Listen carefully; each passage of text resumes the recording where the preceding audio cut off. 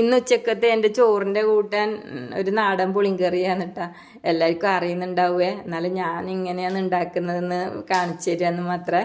ഞാൻ ഒരു ഇടിച്ചക്കെല്ലാം എടുത്തിട്ട് അതിൻ്റെ തോലിയെല്ലാം കളഞ്ഞ് നുറുക്കിയിട്ട് ഇങ്ങനെ ചെറുതായിട്ട് നുറുക്കിയെടുത്ത് എന്നിട്ട് കഴുകി ചട്ടിയിലേക്കൊക്കെ ഇട്ട് കൊടുത്തു.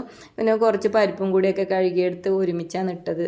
പരിപ്പ് വേഗം വേവണ കാരണമാണ് ഒരുമിച്ച് ഇട്ടത്.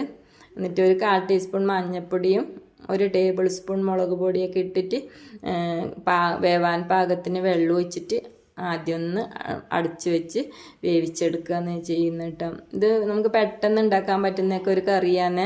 ഈ ഇടിച്ചക്ക നുറുക്കാനുള്ള സമയമൊക്കെ വേണ്ടു. പിന്നെ ഈ കാലത്ത് ചക്കയൊക്കെ ഇപ്പോൾ ഇവിടെയൊക്കെ ഉണ്ടാകാനൊക്കെ തുടങ്ങുന്നേ ഉള്ളൂ. അപ്പോൾ ഈ സമയത്തൊക്കെ ഇതുകൊണ്ട് മുതിര ഇട്ടിട്ടൊക്കെ ഉപ്പേരി ഉണ്ടാക്കും.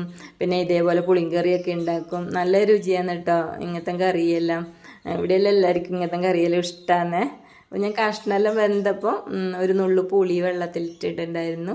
അപ്പോൾ ഞാൻ അതിലേക്ക് പുളിവെള്ളം കുറച്ച് ഒഴിച്ചു കൊടുത്തു. ഇങ്ങനെ പുളി കൂടാൻ പാടില്ല, പുളി കൂടിയ കറീൻ്റെ രുചി പോവേ.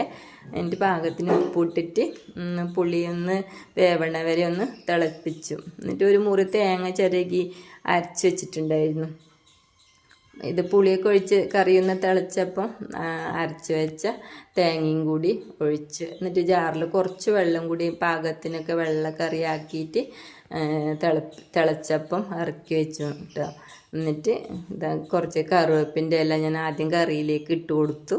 പിന്നെ വെളിച്ചെണ്ണയിൽ കടുകും ഉണക്കമുളകും കറിവേപ്പിൻ്റെ ഇലയും കൂടിയൊക്കെ ഒരു നന്നായിട്ട് വറവിട്ട് കൊടുത്തു. പിന്നെ ഉലുവയും കൂടിയൊക്കെ വറവിട്ട് കൊടുക്കാം കേട്ടോ ഇതിൻ്റെ കടുകിൻ്റെ കൂടെ. പക്ഷെ ഇവിടെ ഉലുവ ഇടുന്നത് ഇഷ്ടമല്ലാതെ കാരണമാണ് ഞാൻ ഇടാതിരുന്നത്.